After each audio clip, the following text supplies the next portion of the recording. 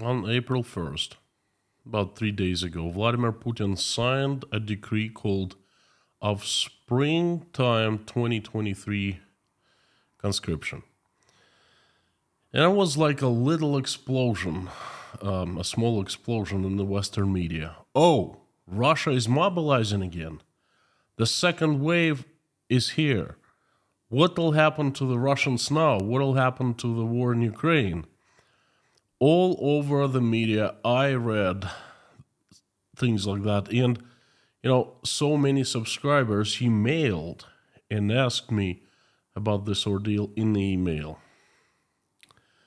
In fact, most have been wrong. In this stream, I'll explain of what happened in Russia on April 1st, what is the difference between mobilization and conscription, and what young and not so young Russian men should do now.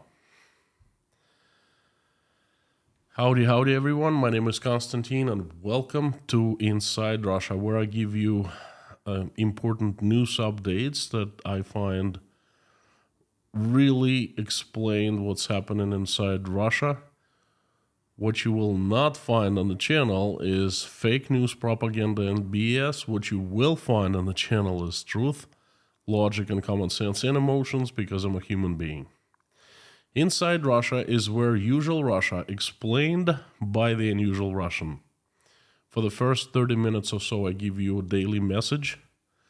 Then I invite everyone to participate in a live stream chat, conversing, asking questions, giving me feedback. I'd love that.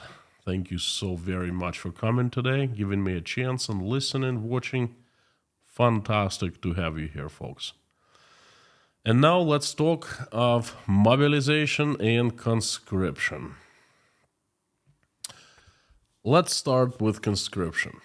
Conscription, well, historically, all Russian male citizens must serve in the Russian army.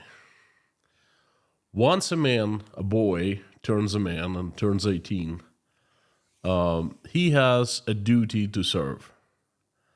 Used to be 2-year service, now I think it's 1 year. This ordeal is called conscription, or in many other countries it's called draft. To be precise, it's the state-mandated enlistment of Russian men into military service. There's the federal law 53 FZ of military duty and military service, and it sets the rules for the conscriptions. Conscription that takes place twice a year. It mandates that every healthy Russian male must serve in the army when he reaches age 18. Females are not the subject of the law.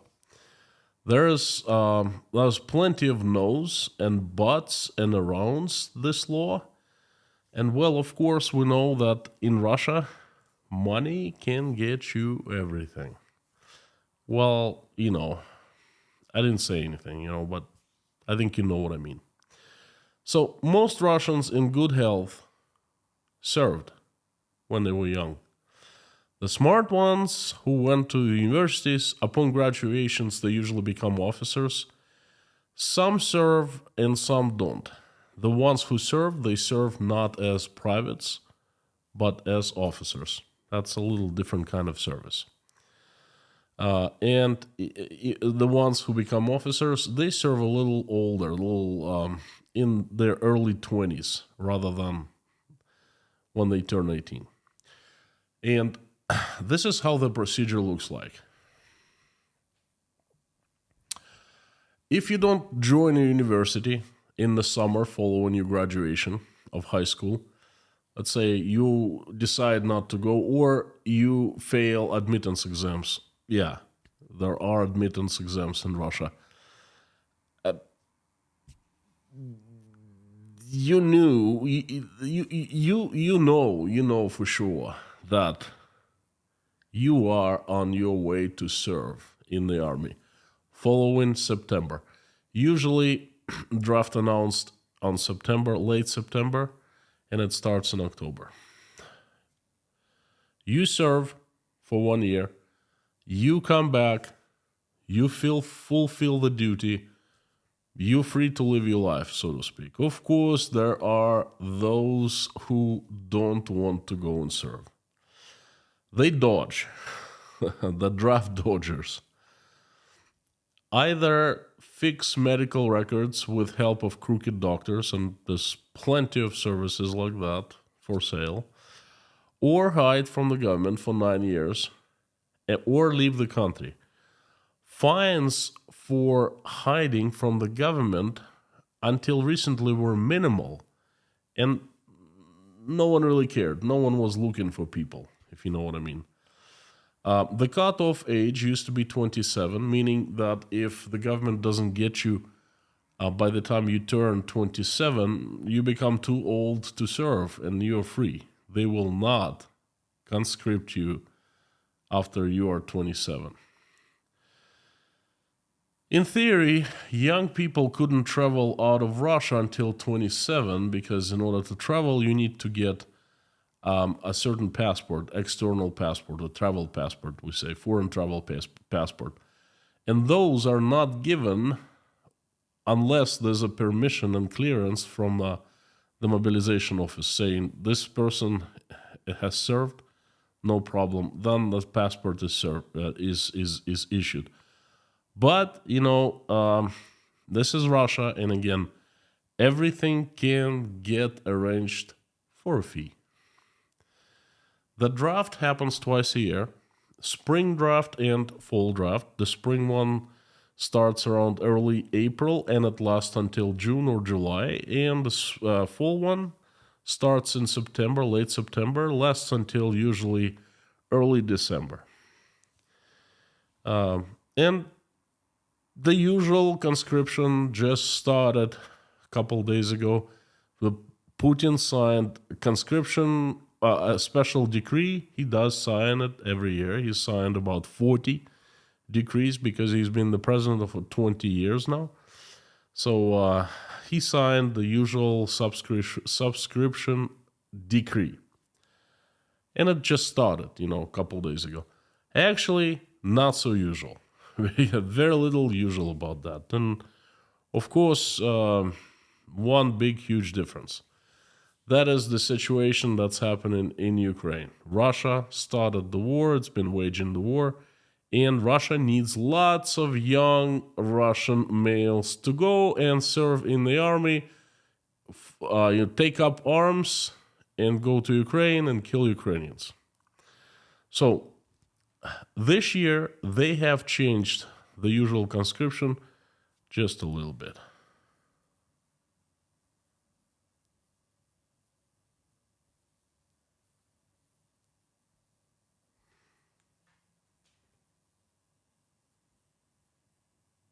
A little different kind of service.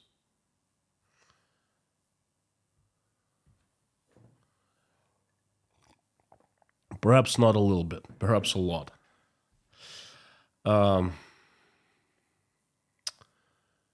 First of all, the age has changed, or actually in the process of changing. Used to be 1827 before, and now they're turning it into 20 to 30. So meaning this window when you must serve is moving up a little bit by a couple years.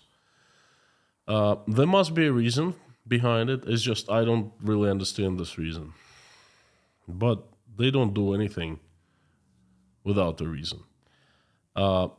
They are greatly strictening the fines for draft dodging.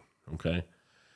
Now it'll be a felony if you dodge draft, and people would serve time, real time, for dodging. Never happened before.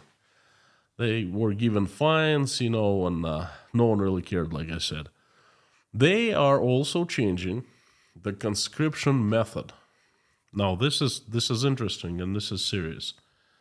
It's going to take implications for many years to come in Russia. Before, to get you conscripted, the conscription office people had to find you, serve you papers when they personally would meet you, and make you sign for the papers. Now, listen to this. Since everything is digital, they will send a special email to you, and that'll be enough for them to notify. If you don't show up, that's your problem, and you're going to be a felon. That is huge in my mind. Well, this is how conscription draft looks like in Russia. Now let's talk mobilization. Mobilization is a completely different thing, completely different from conscription draft. The definition of mobilization is this: the act of assembling and readying military troops and supplies for war. When conscription is regular thing, that occurs twice a year, has been occurring for the past, 100 years. It's nothing regular. Mobilization is nothing regular, but rather a force majeure. Mobilization happens on top of conscription when conscription is simply not enough to provide enough men. A president signs a special presidential decree based on recommendations from the Ministry of Defense. Anything goes, really, and the requirements of mobilization can vary. President has all the power. He can set the age of people to be mobilized. He can set professions of people to be mobilized. He can set a number of people to be mobilized. Anything, really. Once such decree is signed, the orders are sent down to all mobilization offices, all mobilization people. And they start going and catching people, literally catching them, and send them they go around with the police, knock on the doors, and they don't let person any time to do anything. They grab right on the spot. And if person resists, well, that's resisting arrest. And police simply handcuffs and sends right to mobilization office. They are taken to mobilization offices. They're given brief training and sent to combat in Ukraine. Mobilization people have their KPIs set, so they usually grab everyone they could find. There were cases a few months ago that they grabbed people over 60. I mean, come on, how can you send a person over 60 go and fight? They grabbed people unfit, not healthy, not meeting health requirements, and so forth. They did not care. They have a KPI, they have an order sent from above, from the Ministry of Defense, or that simply says, your district, you must come up with 100 people. You can do whatever you want. And that they do. They come up with their KPI.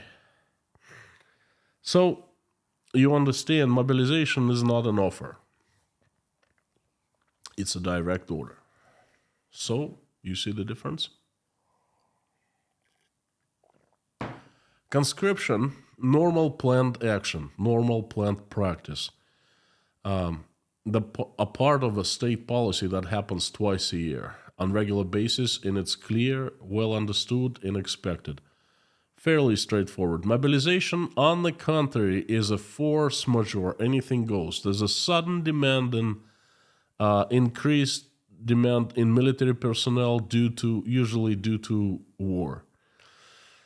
And now, what Putin did April 1st, or perhaps late March 31st, he signed the planned spring conscription, okay?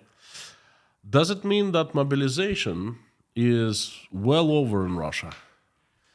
Well, today is April 3rd, and this is what we're currently having in Mother Russia. General stuff first. There is certainly a need in increased number of troops due to the war in Ukraine and the war for Russia that is going sour. Russia just doesn't have anything to offer any advanced weapons, no more new tanks, no more planes, nothing. It just can send cannon fodder to the front lines. Therefore, it needs men, an increased amount of men. It's not a secret. It's been in the plans of military defense,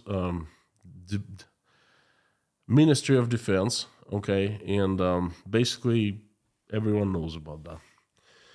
Now, what happened on September 21st? It was a mobilization. We all know lots of Russians left. Let me tell you, I'm not going to go in details. I've said it before many times. Mistakes, big mistakes, have led to actually a lot of people. Well, they led to a great exodus of men, Russian men, out of Russia, and women, and then the kids they followed in the following months. They followed their husbands.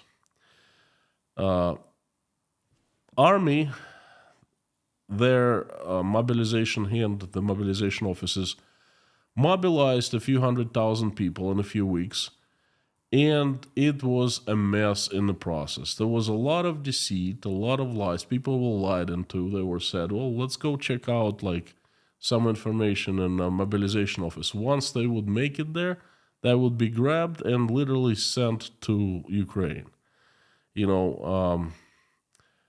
Manhunts, they were manhunts even in Moscow, in the Moscow subway, where cops with mobilization people, they would check paperwork, and if young man was found not served in the army or served in the army, meeting the requirements for mobilized people, then a lot of times such men would be grabbed and sent to mobilization offices. The biggest mistake I think they made was miscoordination and openness of information. All these government agencies, they did not coordinate information with each other. For example, mobilized people were going home to home, knocking on the doors and issuing the papers.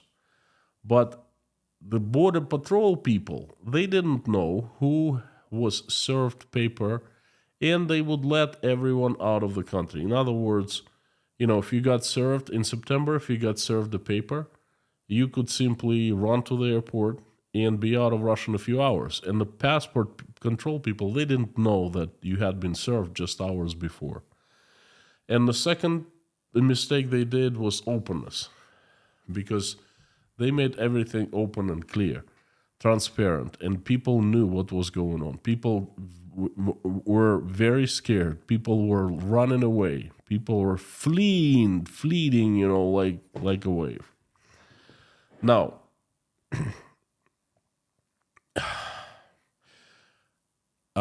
they mobilized a few 100,000 people by late October, and then they started the conscription, regular usual fall conscription.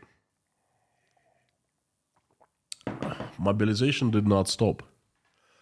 No one said officially mobilization is over. What they were always saying, this phrases that you couldn't catch them by hand. For example, we have met the required mobilization number. Russian army, Ministry of Defense, has mobilized all men it needed. And then one of the reporters asked Putin directly, Vladimir Putin, are you going to sign another decree that stops the mobilization? So he signed a decree on September 21st. Perhaps you need to sign the stop to it. Vladimir Putin said no. There's no need. He said, you know what? We have had enough people, but it means that's it. We don't have to sign anything. So, blah, blah, blah. We all know how it goes, okay? He did not put his signature onto a document because he knows better that many more people are needed in Ukraine by the Russian army. It's losing. There are so many killed ones, and the replacements are needed. So that's why he did not officially stop by document the mobilization. And then he started the conscription on top of mobilization. Okay. Intensity of mobilization definitely decreased, but it did not stop. It still continues up to this day. It's actually intensified in the last couple months. So they announced the draft, and it lasted until mid-December. But guess what? They started learning from their mistakes. Vladimir Putin signed an infamous decree. They did not talk much about it. I do know, because I look for details, small details. And you got to be looking at the government actions thoroughly to understand the big meaning. Okay, so Vladimir Putin on November 21st ordered KGB to design a super database of potential mobilizees and draftees, conscripts, to make the process of conscription and mobilization more efficient. Okay, and KGB has complied, and the database is now unified. It's greatly improved. If they want to close borders of Russia, to put the Iron Curtain 2.0, version 2.0, they just need to, just push a button, and that's it. So they have learned that mistake, and they also are not making the second mistake. In the Russian media, no one talks about mobilization. It's a forbidden topic now. They know better.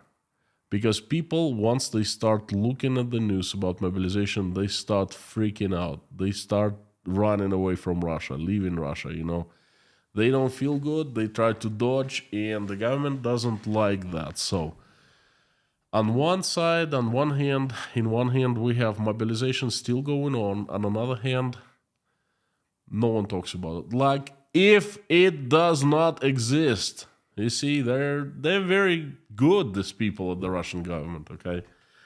But how do I know that it's still going on?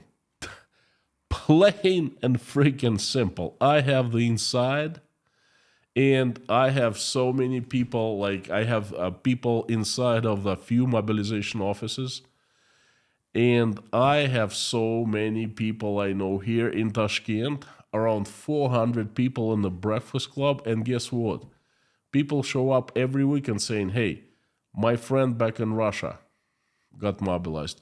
My colleague got mobilized every single week. Someone that they know gets mobilized. I know 3 people personally in Rostov and in Moscow who got mobilized. One is my former colleague.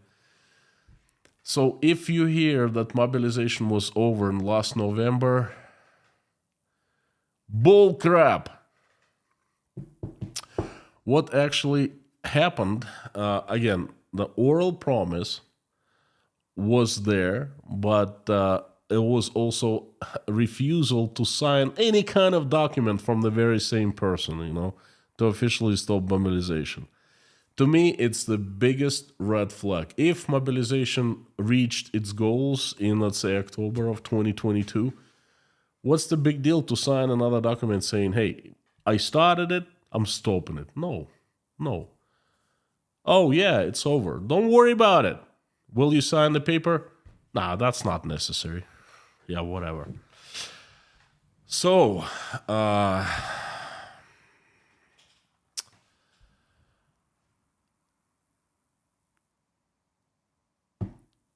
the last piece of information is the worse Russia experiencing problems in Ukraine, the more it needs people, more and more people, More people die in Ukraine. They need to be replaced. And what actually happened? It's a very covert operation.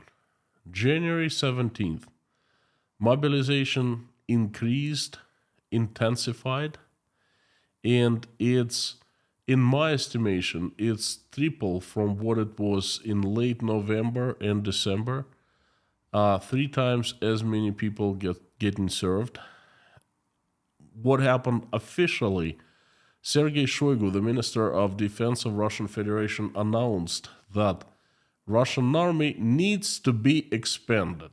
You see, no mobilization is needed on top of what happened in September and October, but it's just the army needs to expand. It's not a mobilization, it's not a force majeure, but it's a planned expansion and increase the number of people by like 450,000 people. Ain't this fantastic, They started doing January 17th. They intensified mobilization process in February, in March. They, in Moscow airports, sometimes it comes in waves, comes and goes. I don't know what it depends on. But one day they would start stopping down Russian men who are returning to Russia, checking for their cell phones, asking them why they left for Russia and were out of Russia for like 4 or 5 months and things like that. They are turning people down for leaving Russia. It means there are a lot of people blacklisted and are not allowed, banned to leave Russia. Around over 8 million men altogether. They are the ones who have loans outstanding, and I think who failed to pay, 2 months, their loans. The ones who owe child support. The ones who have convictions. The ones who have warrants for their arrest, they're simply under investigation. There are over 8 million people, 8 million men in Russia like that, and they definitely cannot leave Russia. Now,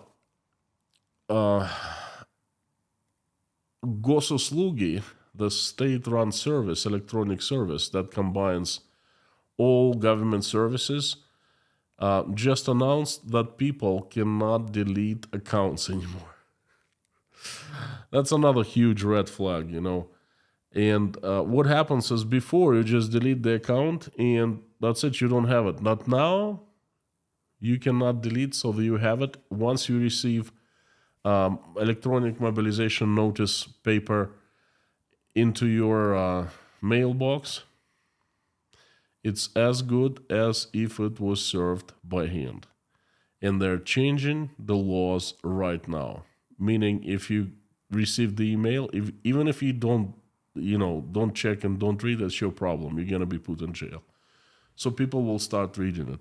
And there are rumors, wild rumors going around that they have just defined a new target. Additional 400,000 Russian males need to be mobilized to the army. And this is huge. They cannot hide it. Even if they silence this topic everywhere in the media, they will not hide it. Okay, so therefore, we're going to see what happens. Especially now, there are rumors that Ukrainians are going to do a counteroffensive. I think Russians will need many, many, many more men. So now you know the difference between mobilization and conscription, and you know what is going on in Russia. I also know this. I keep on repeating it, but you know what? I'd rather repeat it than not. If you don't keep your government in check, if you don't get any interest in politics, if you stay away from politics of your country, if you don't vote, then politics will eventually come to you. And they will knock on your door and slam on your door, and they will mobilize you into a war nearby, because when you don't check your government, you don't put checks on it, the government goes wild and it starts wars. I know very well. I and all of us, 100 million, 140 million Russians, we have learned it in a very hard way. So please keep your governments under control and have a system of checks and balances. Learn from our mistakes. Please, for God's sake, don't make your own. And this has been my message for today. Thank you so much for coming and listening and giving me a chance to speak again. Thank you. Before I turn on the comments, what I'm doing right now, I would love to ask you two things. First, please help me spread my message by making reposts on social media accounts. Second, please sign up for my Telegram group called Inside Konstantin's Russia. And a little bonus, would you please give it to me? If you liked what I just said, would you please consider hitting the like button, subscribing to the channel, so you don't miss any further updates. The comments are on. And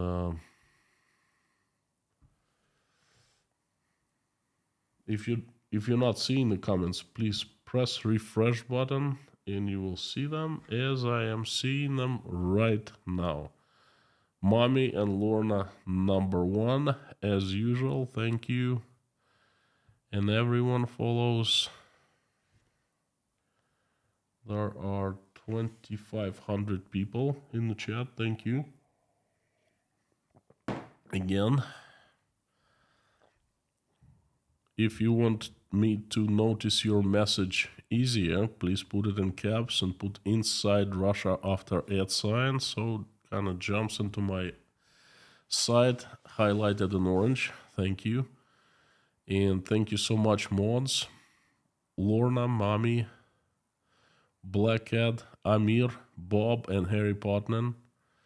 Thank you, thank you, thank you. And the usual suspects. Without you, this channel, this chat would not be possible. I really appreciate you coming back. Do you like what I've just... Do you find... Let's put it this way. It's not about liking. Do you find interesting what I just told you in this message? If so, let me know. Give me some feedback. Ask me questions. I will try to answer them.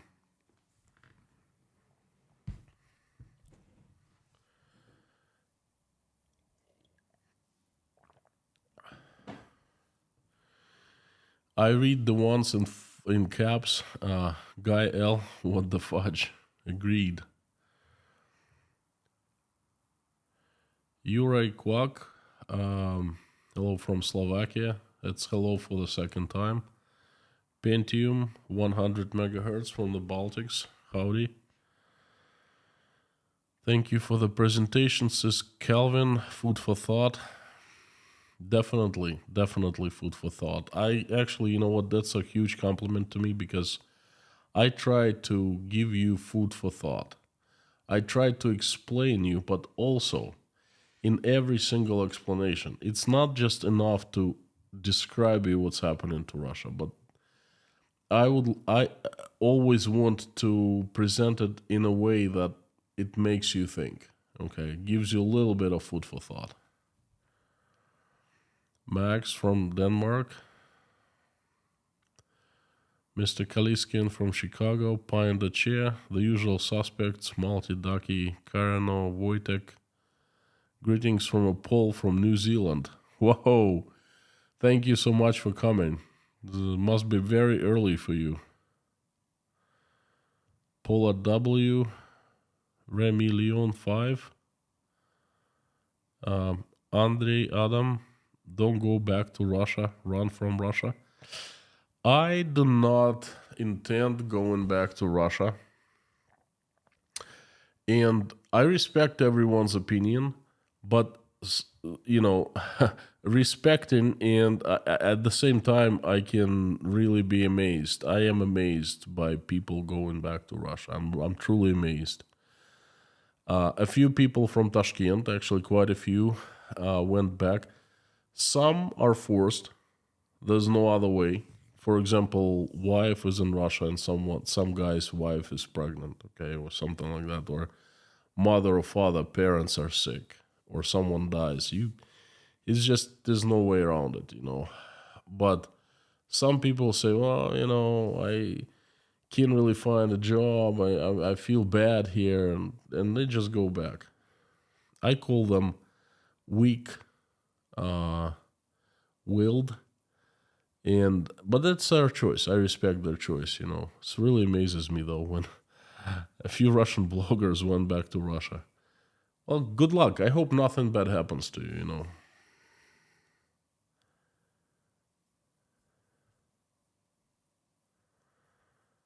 Airback 820, the usual suspect is here. Howdy, howdy.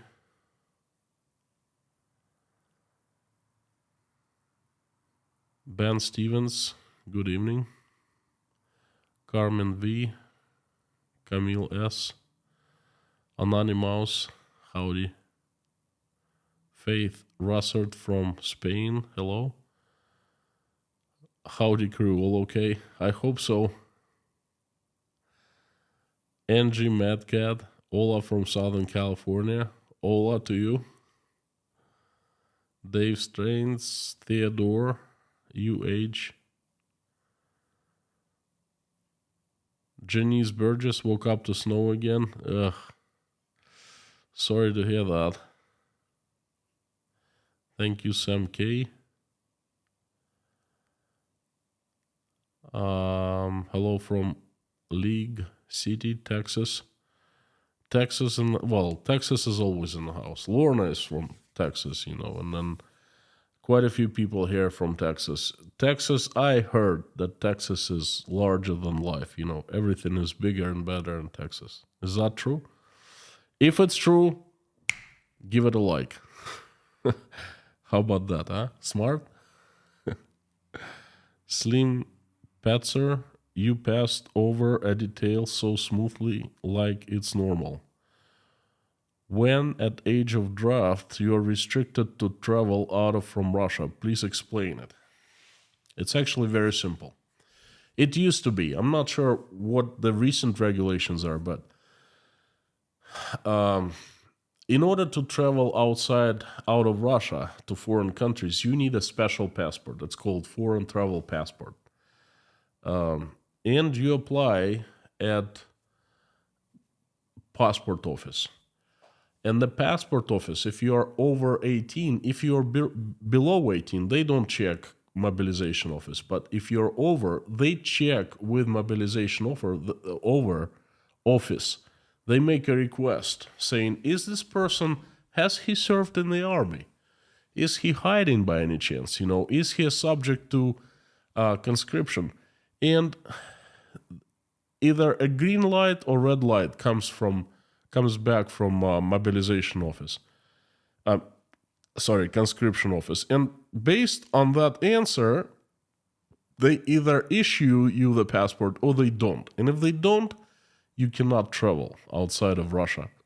You can travel to literally like 5 or 6 countries. You could travel on your internal passport to Ukraine before. That's how close our country were in the past, okay? But not too many countries like that. And this is how your travel out of Russia was restricted. And of course, people used to pay bribes, special circumstances, whatever. So, but the law was just like that. You don't serve, you can't travel outside of Russia until 27. Once you reach 27, by law, passport office people do not have to ask conscription office information about you. You see, that's what happened. Mark Bramlett, howdy from cloudy and warm Jacksonville, Florida. Howdy. Dr. Cornelius, did the Yosif Prigozhin and Farhat Akhmedov phone call surprise you at all? I made a stream a few days ago revolution is up in the air. Go back and watch. I've said everything that I wanted to say about that. KG1, thank you so much. Maybe change the term mobilization to press ganging. Press ganging. Never heard that before. Press gangs were well known for the physical force they used in recruiting men into the Royal Navy during the 17th and 18th centuries. Well, it's worth considering. Press ganging. Okay, thank you. I will know. Thanks for the support. Aileen Mikaliki. I hope I'm saying it right. I apologize. Do you know Dima? He got a conscription notice. I was in Russia in 2019. So much poverty and they still worship Putin. Thank you for your support. There's actually a question and a statement. And the statement, you are absolutely right. There is plenty of poverty in Russia and they still worship Putin.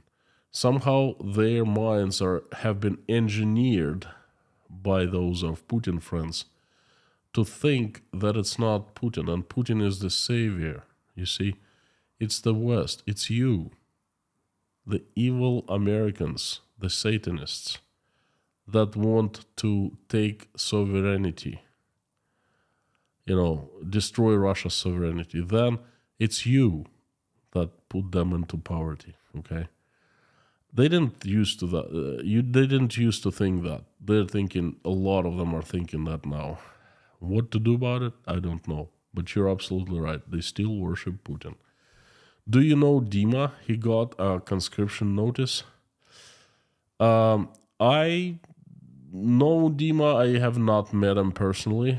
I think we either spoke or we exchanged messages on Telegram. I forgot. That was quite some time ago, late last year. I know that he returned to Russia. Like I said, I respect that decision. Hey, we all are responsible for our lives, right? He got a conscription notice. As far as I understand, it was an April Fool's joke, April Fool Day joke, April Fool's Day joke. But you know what? I think you're much better off to go and watch Dima and his explanation. He explains better than I do. I just don't know much about him. But I wish him all the best and good luck. Dave's Michigan Basement. Howdy, howdy.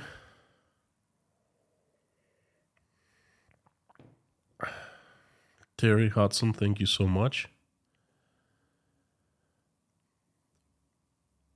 Richard Montes de Orca. Hi, mods. Hi, big guy from Tampa, Florida. Wonderful place. Been to Tampa a couple times. St. Petersburg and Tampa. Like it very much. Did they ever send you mobilization paperwork?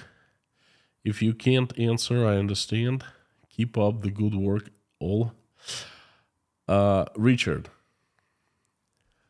I will take the fifth, okay? I will not answer this question. Super Rosie 123, hello from England. Howdy, howdy.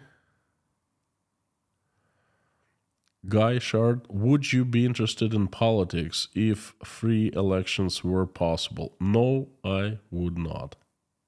I'm not a politician. Was not got to be a politician.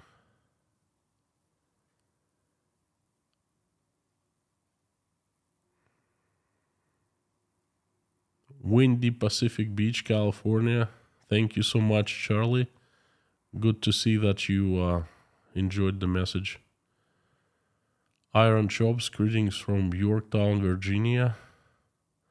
Pamela J, interesting, informative. Thank you so much.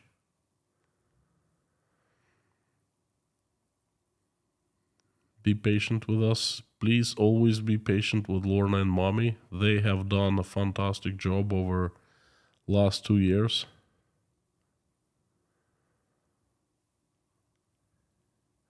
Stuart Mackenzie, I am from UK and lived in Kiev 28 years. Thank you for telling the truth. Truth tellers are always welcome in free Ukraine. We actually had a guy on Sunday, and this morning he visited Tashkent, and he showed up for Russian-Ukrainian International Tashkent Breakfast Club. He saw our huge crowd, large crowd of 50 plus people on Sunday. He saw the Ukrainians from Mariupol, from Kharkov, and he's from Odessa. He's half American, half Ukrainian, half some Russian in him anyway, but he's residing in Kiev for many years. And I was talking to him about how can I come to Ukraine and perhaps do a documentary, and he thinks right now there's not a chance. They will simply not let me into the country because I'm a Russian male, and they don't do that anymore. There's a ban on Russian males. They turn everyone down. He said, I'd probably be fairly safe in Ukraine. Like, people wouldn't kill me, so to speak, you know what I mean, out of revenge for Russians. But a lot of people are angry, and I totally understand that. I mean, a lot of people have been hurt. The relatives, some of them lost their relatives. I mean, that's terrible. But you know what? One day, I really hope to visit Ukraine. Thank you, Stuart.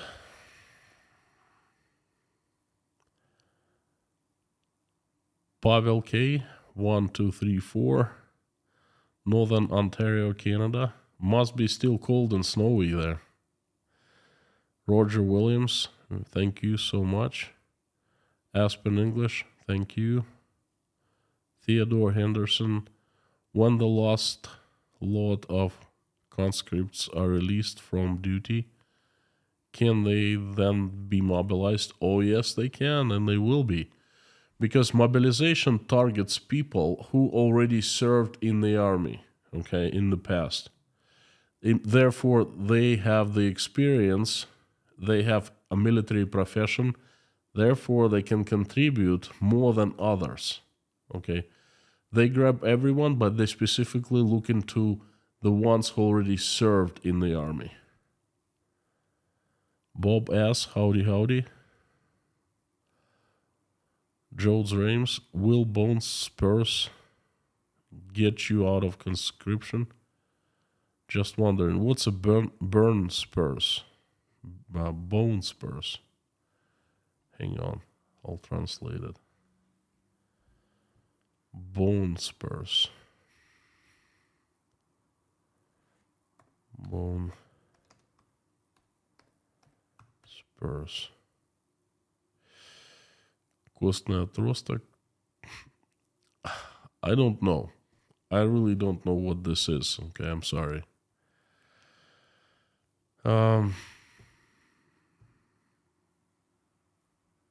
Thank you so much. Japan is in the house. Thank you. Hang on 1 second.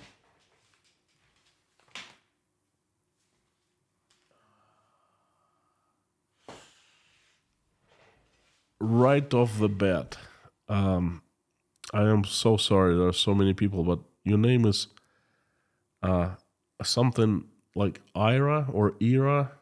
I apologize. I'm pretty bad with names, but I recall your message. Thank you so very much for your support.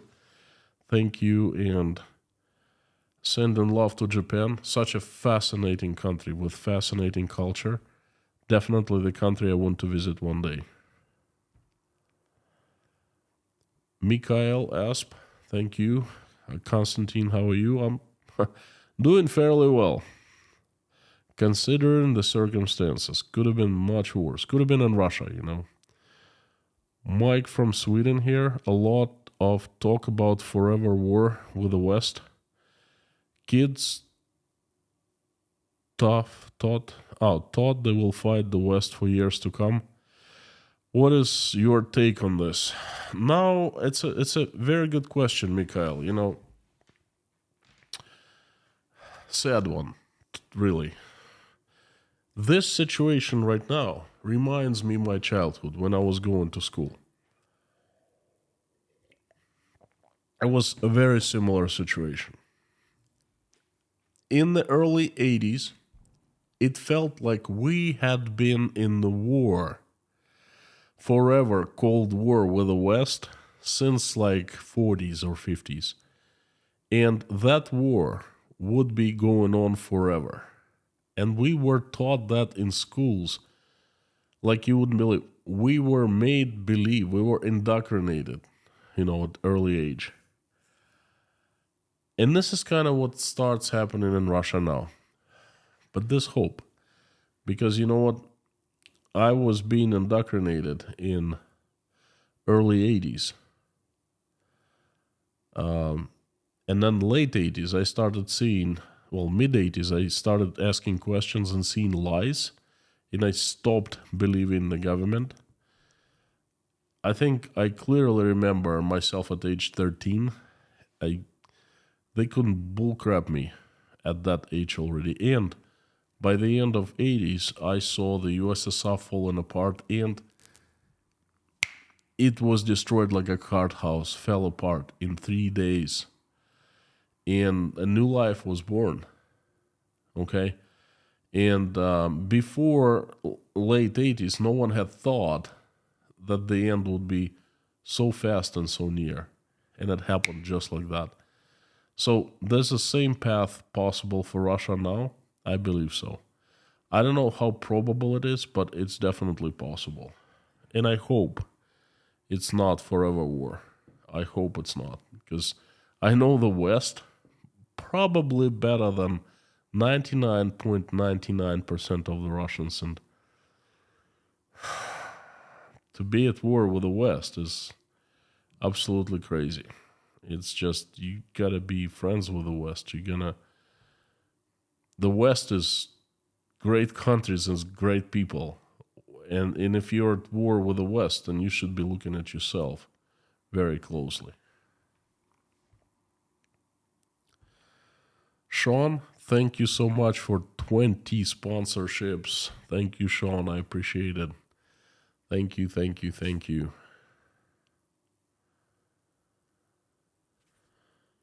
The system in Russia is basically like in the game called The Beholder. I'm sorry, I don't know the name. I don't know this game.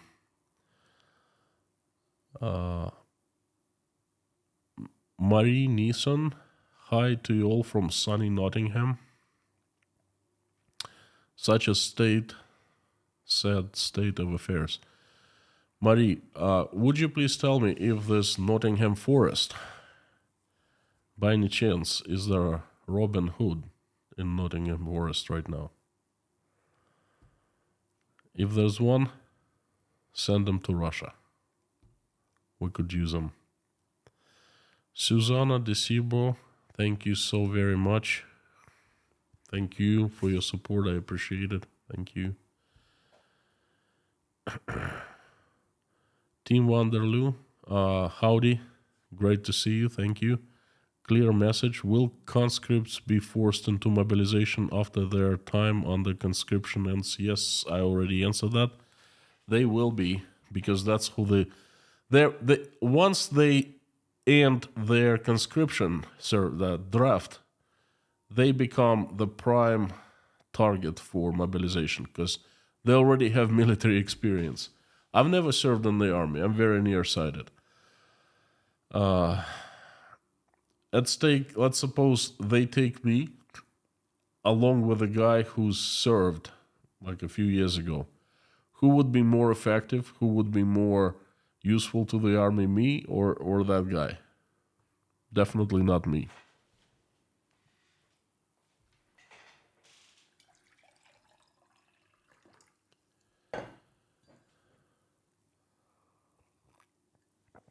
Oh, Rene Barnett, any thoughts on the pro-Putin blogger death? Or should we not discuss? Rene, there isn't much to discuss, really. My opinion is that it's an inside job. It just proves you that Russian government, inside Russian government, so many groups fighting for power, and they using pretty lethal methods. Some people fall out of the windows, some people are blown up. It's an inside job. That's my opinion. Of course, I could be wrong, but this is my opinion, and there's pretty much nothing to discuss here. You might have your own opinion.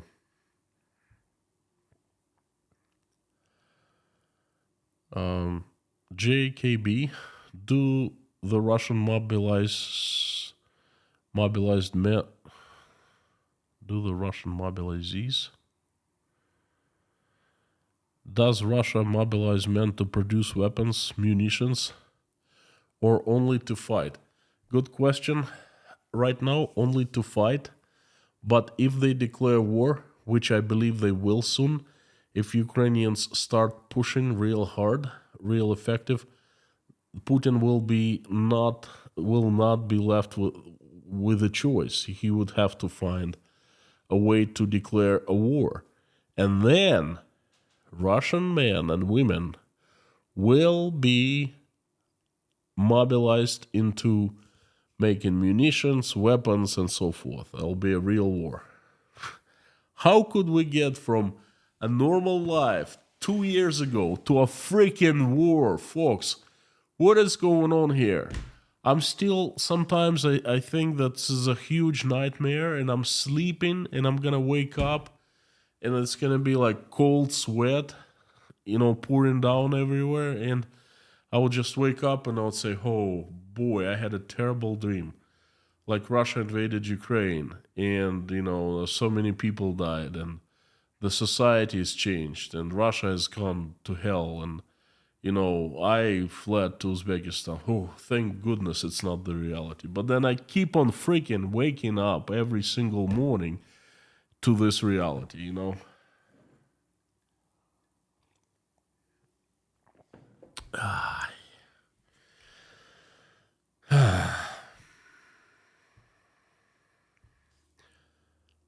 Hello from Romania, says 989 Agnes.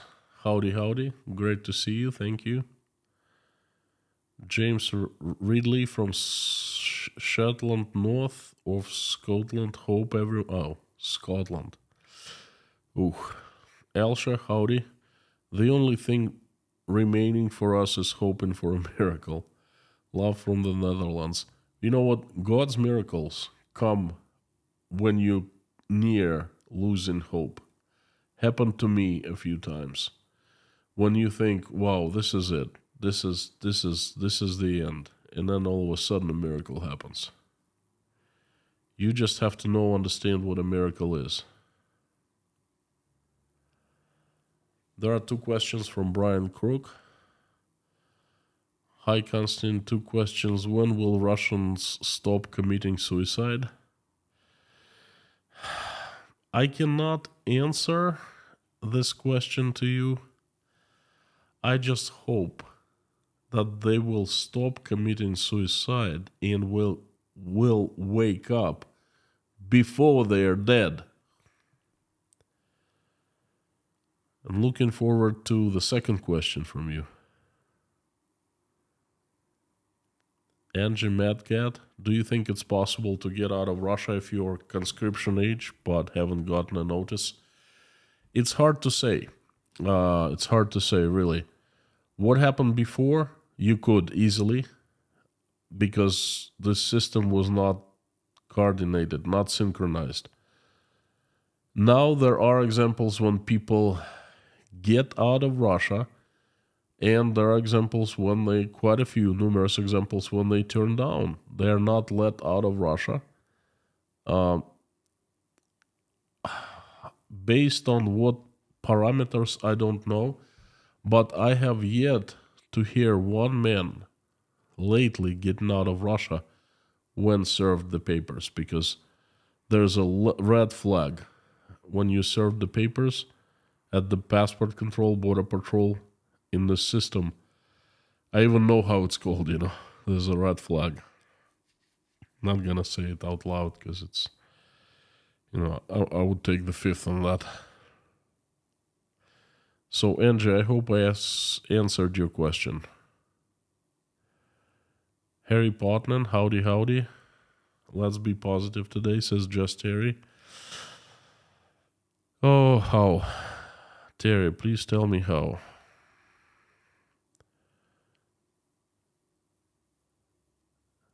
Eads of March has just given a sponsorship of the channel to one person. Thank you so very much from me and from that one person. And Ellen Medina, hope you find a new home where you feel safe. Ellen, thank you so much, because this is what I'm looking for. You named it. You nailed it. I'm looking for a new home. Not only where I would feel safe, but where I would feel at home. Plain and simple. And do you have your thick, nice hair after your mother or father? Both. They actually both. My father had hair just like I do. And my mom, well, you saw, she's 74, just like perfect hair for her age.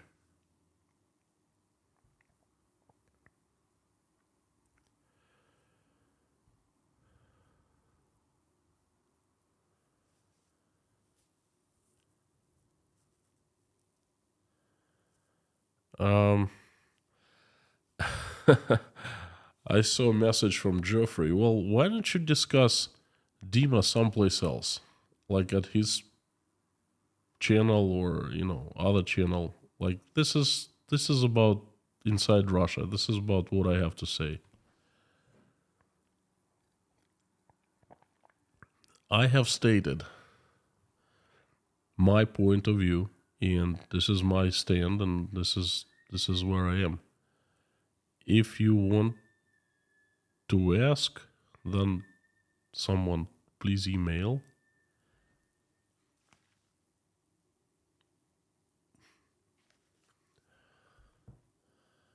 Weird. I see someone whistling in my headphones and monitors, and without monitors I don't. Anyway,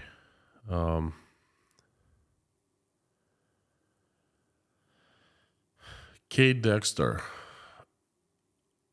How many Russians support special military operation? Oh, let's call it its real names, the war.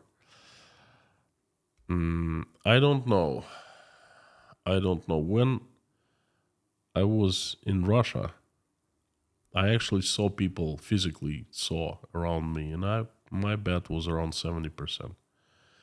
Now I think the numbers are dropping a big deal because, well, people waking up, people seeing more and more, people getting tired of this thing, people get more information on how many Ukrainians were killed and Russians were killed, and don't think it's real easy information to take.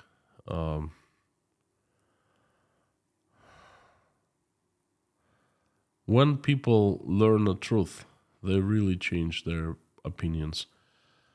Used to be 70-30. Now the numbers of the ones who support are dropping. Carlson Larrymore, why are majority of conscripts mobilized taken from the Ural areas more than St. Petersburg or Moscow? Question down to the point about the mobilization, today's topic. You're right. There are two cities, Moscow and St. Petersburg, that have not been touched much. Also, there are other cities in Russia with population around 1 million people. They have not been touched much either, because what the Russian government doesn't want to do, it doesn't want to create protest mood. And Moscow is the most sensitive for that. Okay, the most amount of people live in Moscow, about 20 million people. And the government tries to leave people in Moscow alone, not to get them irritated, not to get them angry, okay? Because Kremlin is in Moscow and everything is in Moscow. God forbid, they think that, God forbid, some of them stand up and do something. They still remember 1991 when the USSR fell because people stood up and went on the streets. They don't want that to happen, okay? I want that to happen, but they don't. That's why they have left Moscow alone and large cities for the same reason, but more conscripts from the large cities than from Moscow. But what has been hit hard is the towns and villages. Oh boy, they raked everyone out they could get their hands on. It's not just the Urals areas, it's small villages and towns. Central Russia, you go to southern Russia, Rostov, more or less untouched. You go to near Azov, and my uncle lives there. I showed his farm. All men from his village were taken, were mobilized and sent to Ukraine. All men from nearby villages were taken and sent to Ukraine. And right now there's a huge problem because there are no men and there's no one to work to plant the seeds for the upcoming season. This is how the farmers grow, They get out in March and April and they plant everything. And then they care. They take care of crops. They water them, they fertilize them, and so forth. And then in August, they start in July, actually. The wheat is in July, sunflowers in August, and so forth. Potatoes in September, and they harvest everything. Now, one question. Who is going to harvest it? Who is going to plant it? Who is going to take care of it? My uncle says it's a catastrophe, okay, plain and simple. So it's not just the Urals, it's small villages and towns. And I think the Moscow is the last remaining pillar. Moscow and St. Petersburg. And I think the next time I think that not next time, but once they announce the war that Moscow will fall. Jason Carney, thank you so much for coming back and supporting. Huge deal. Thank you from me, from Natasha, from the bottom of my heart. I can't even say it's a pleasure to have you. It's great to have you and great to see such a support. Thank you so much. And you have been the sponsor for 6 months. That's pretty unbelievable. Thank you so much. Time is up. Yep, gotta wrap it up. Couple questions and that's it. Rim Vidas, hello, are you from Lithuania? Talking about reaching the needed audience, is there a lot of Russian people here? I am asked this question from time to time. You see, I'm not aiming my content at Russians because Russians have access 100% to the best journalism available. They have access to Serebryny Dozhd, to Milov, to Michael Naki, to Katz, you name it. Fantastic Redakция, Varlamov. Those channels, they consist sometimes of hundreds of professional reporters that report in Russian, about Russia, for Russians. Who am I to compete with those guys? I'm not a professional reporter, okay? I'm not good at reporting in Russian. This stuff, what I'm telling you, Russians know, okay? What I'm telling is I'm giving you my point of view about Russia at a certain angle. And the angle is I'm a hybrid. I'm half American, half Russian. Okay, Russians not interested in this stuff.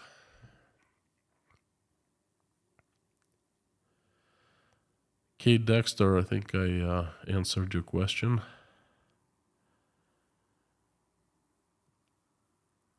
Pine the Chat, do you also think that most mobilized Russians do it for the money they are promised?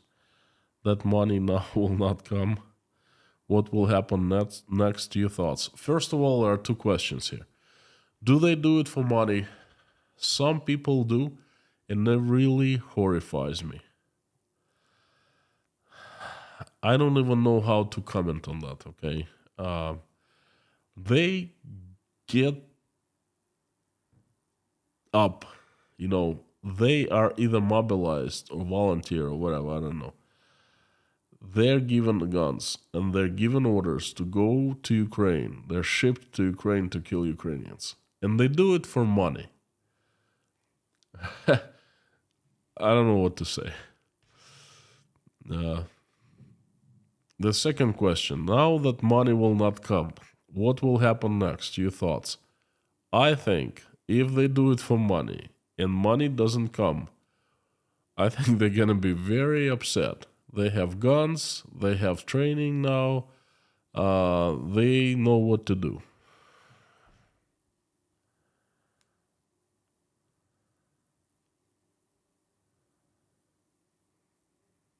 Tom W., thank you so very much. You are super too. Whack Tony, howdy from Arizona. Wayne, is it true sending women from prison? No, I have not heard of that. Russian men from prison, yes. And you know how many of them died? Were killed? The ones who got out of prison and were shipped to Ukraine. The rumors have it over 90%.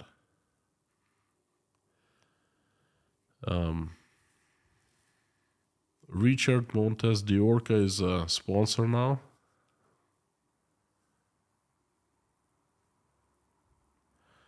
And do you think it'll eventually, something good will come out of this awful thing going on now? You know what I'm thinking, Ann? I'm thinking if it continues to get real bad in Russia, then it will reach to the point when the camelback will be broken. And by camelback, I mean Russian people, their mentality. What they're thinking now, it's going to get so bad, it'll be broken. And I hope, I'm only hoping that one day they will just open their eyes, shake off their heads from the lethargic sleep that they've been on, and they will ask themselves, like, wait a second, what the fudge is this? Where are we now? Why, we don't have any food? What the hell happened to us, And I'll start thinking, they will try to build a new state. They will change. This is what I think. This is what I hope. And something good can come out from this thing, And Ukraine definitely will be rebuilt. Funky Fudge 11, thank you. Why choose Telegram over Signal? Signal is more secure and open source. Telegram is Russian and closed source. Might be a security issue, no? Thank you, hi from Poland. Thank you so much, Funky Fudge. It's a very interesting question. And it's actually a pretty cool question. And I'm going to give you a common sense answer now. Yes, it is absolutely true that Signal is way more secure than Telegram or anything other out there, okay? It's just, if I would want to communicate something secret with someone, I would use Signal. But Telegram is so much more widespread, much more common in people, and it's might have security issues. But the thing is, in Telegram, I do not put anything illegal, okay? I do the announcements of my streams. I do some commenting. I do some private streams, but like I don't do any drugs, I don't do any illegal activity. And what I put on Telegram later comes out on YouTube. If someone wants to really look at my work, they don't have to crack my Telegram. They just can go and watch everything on YouTube here. That's why I don't mind Telegram.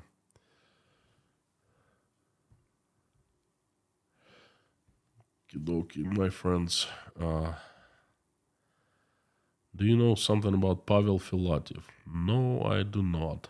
Wayne, overtime today. No more overtime. Thank you so much for coming. Wrapping this up with a prayer as usual. My friends, please join me in prayer. If you're religious, if you're not, it doesn't matter in my eyes. I'm just asking you still to join me in sending good vibes, good energy, good wishes. You can name the prayer anything you want, but please join me and wish well to the world and to some people. So thank you so much.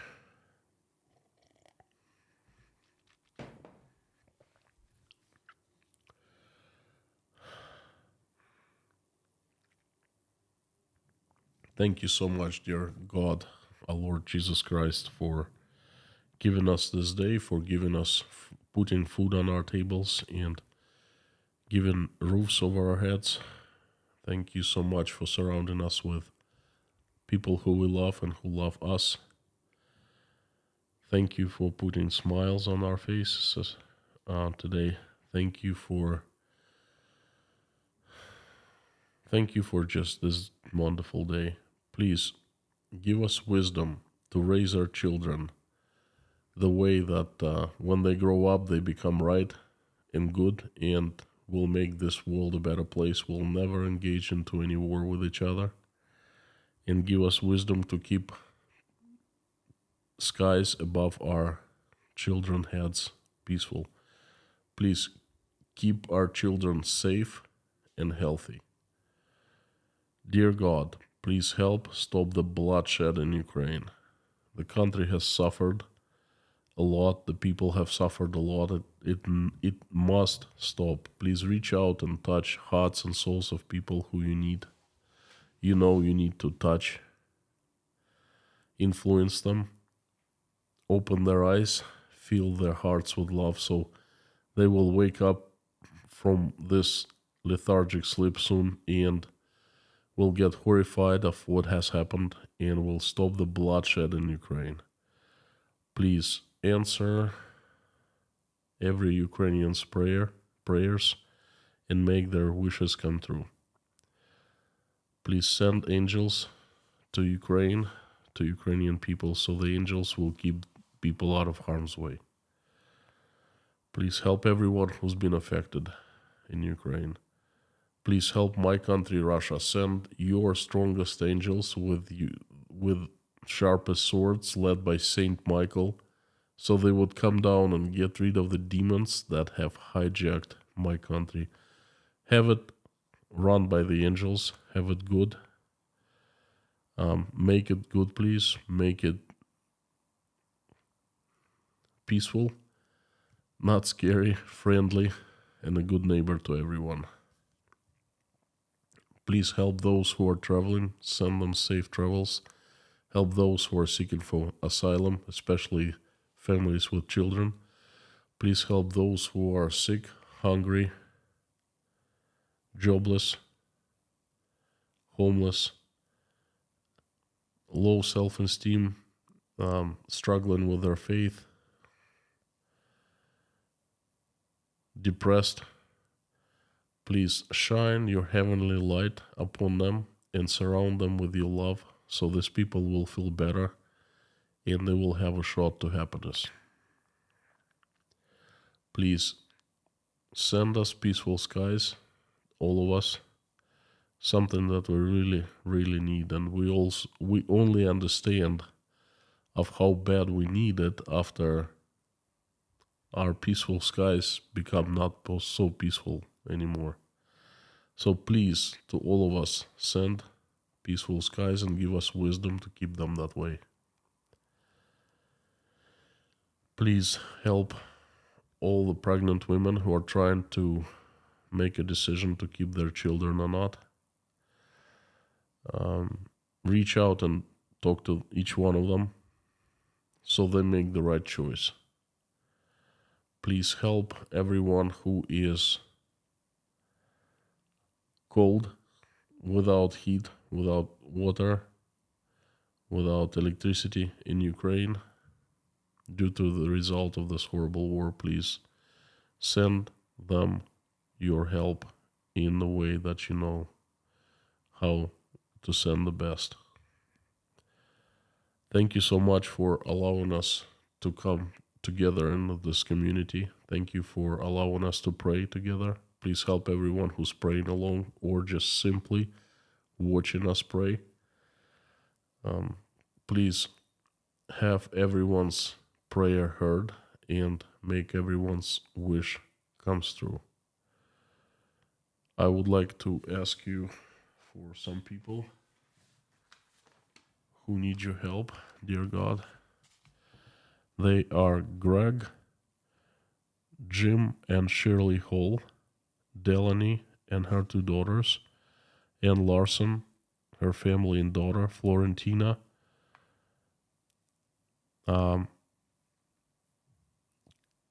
Caroline,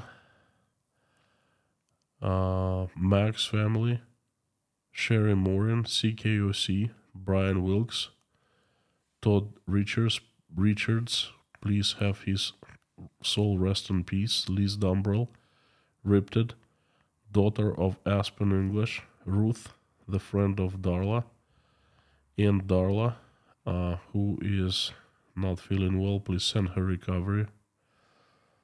Paul, Faith brother, Susan Burkhardt, Rudy Kaisley,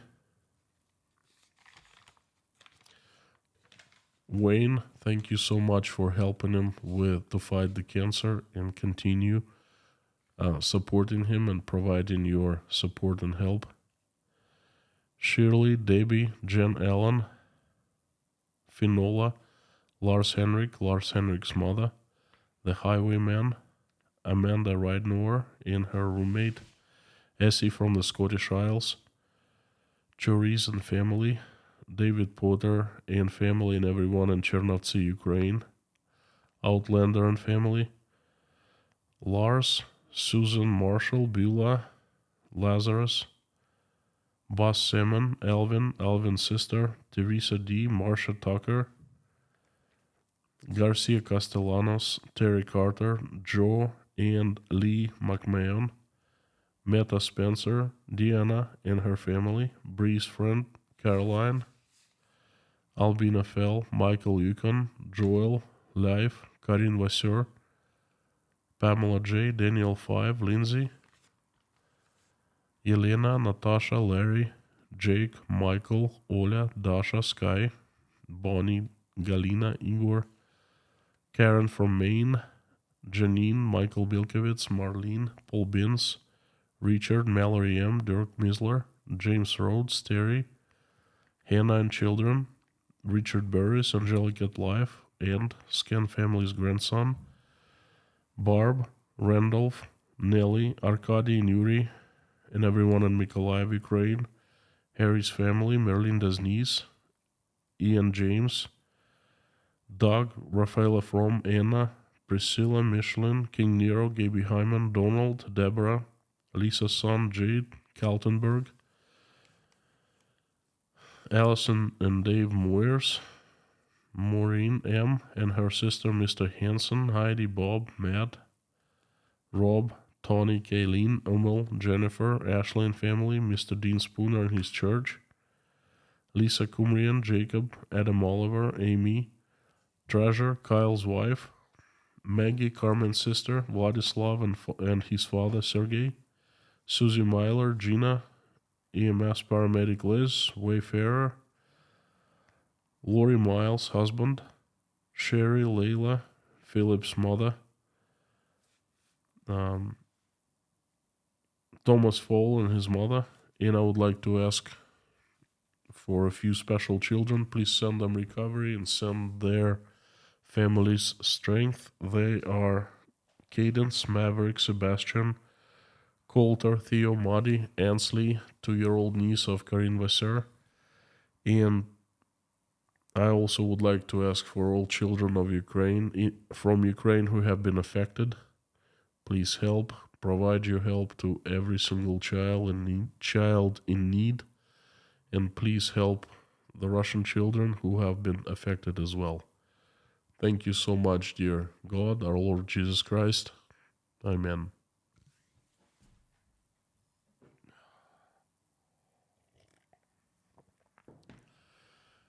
Thank you so much for coming, friends. Thank you for giving me another chance. Thanks for listening to the message. You're absolutely awesome and you rock. It's my pleasure and privilege to have you here. Thank you. Before I shut off the stream, as usual, I would like everyone to say along with me, Carthago delenda est.